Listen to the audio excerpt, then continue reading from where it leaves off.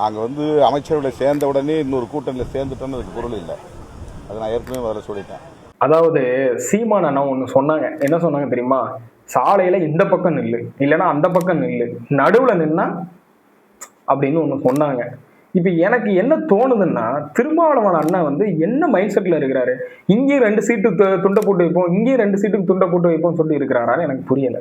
ஒண்ணு ஒரு கட்சிக்கு ஆதரவா இருக்கணும், இல்லைன்னா இந்த கட்சிக்கு ஆதரவு வைப்பான்னு சொல்லிட்டு போயிடணும். நான் அந்த கட்சியில கூட்டணியில போயிட்டேன் அப்படின்னு சொல்லிட்டு இங்கேயும் ஒரு கூட்டணிக்கு நான் இருப்பேன், அங்கேயும் நாங்க கூட்டணியில இருந்து இன்னும் வெளியே வரல, டிவிக்குல நாங்க கூட்டணியே இன்னும் அமைக்கல அப்படின்னு சொல்லிட்டு 2 சைடும் ஒரு ஒரு குழப்பத்தையே ஏற்படுத்திட்டு இருக்கிறாரு.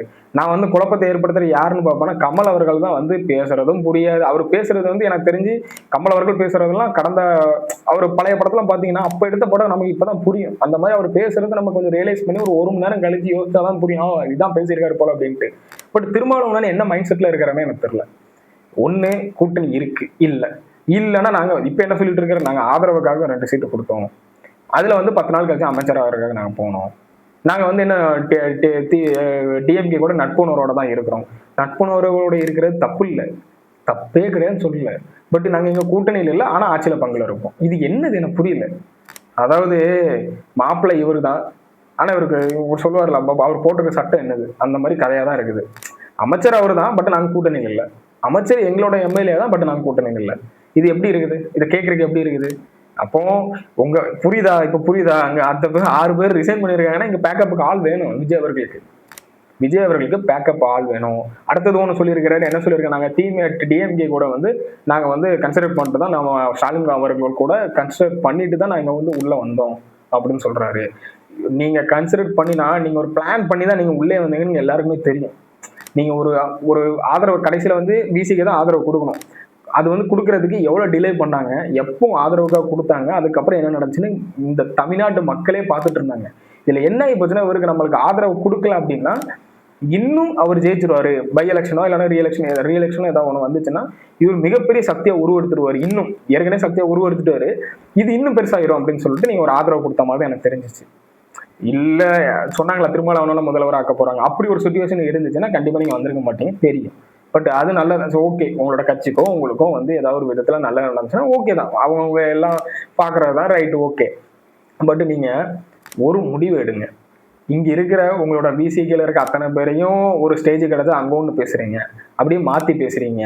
இதை எப்படி எடுத்துக்கணும்னா கொஞ்சமாவது மற்றவங்களுக்கும் இருக்கும். உங்களோட ஆதரவாளர்கள்லாம் இருக்காங்களா, தொண்டர்கள் இருக்கிறாங்களா, அவங்கள குழப்பாம வைங்க தான் நான் சொல்றேன். அதுக்கப்புறம் என்ன ஆகி போச்சுன்னா, பிசிக்கில வந்து ஒரு இது அறிவிப்பு மாதிரி ஒன்று சொல்லியிருந்தாங்க. என்ன சொல்லியிருந்தாங்கன்னா, நாங்க வந்து இப்போ வந்து நட்போட இருந்தோம், ஆனா இப்ப நட்போட இல்லை. ஏதாவது புரியுதா? அதுக்கு முன்னாடி என்ன பேசுனாங்க, இப்ப என்ன பேசுறாங்க? டிஎம்கே தான் இப்ப வந்து கூட்டணியை முடிச்சிருச்சு, நாங்க முடிக்கல அப்படின்னு சொல்லிட்டு அது அடுத்தது ஒண்ணு சொல்றாங்க.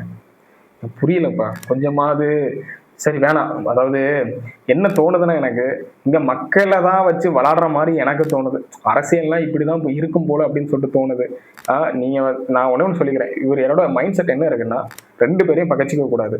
ஒருவேளை டிவிக்கு ஆச்சு கண்டினியூ ஆச்சு அப்படின்னா 5 வருஷம் நம்ம கண்டினியூ பண்ணிட்டு அதுக்கப்புறம் நம்ம வந்து இது பண்ணிக்கலாம், ஜாயின் பண்ணி அப்படியே டிராவல் பண்ணிட்டு போயிடலாம். இவரோட ஆட்சி வந்து ஓகே நம்ம ஜெயிக்கிற மாதிரி இருக்காங்கன்னா இவரோட டிராவல் பண்ணிக்கலாம்.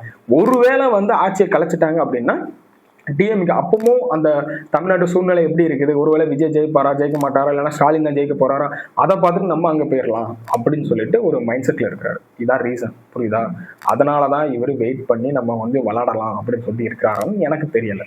அதே மாதிரி கேட்டீங்கன்னா, இப்ப இன்னொன்னு என்ன வருதுன்னா, திருச்சியில நிக்க போறாரு திருமாவளவன் அவர்கள், அவர் நின்று டெப்டி சிஎம்மா வர போறாரு அப்படின்னு சொல்லிட்டு இருக்கிறாங்க.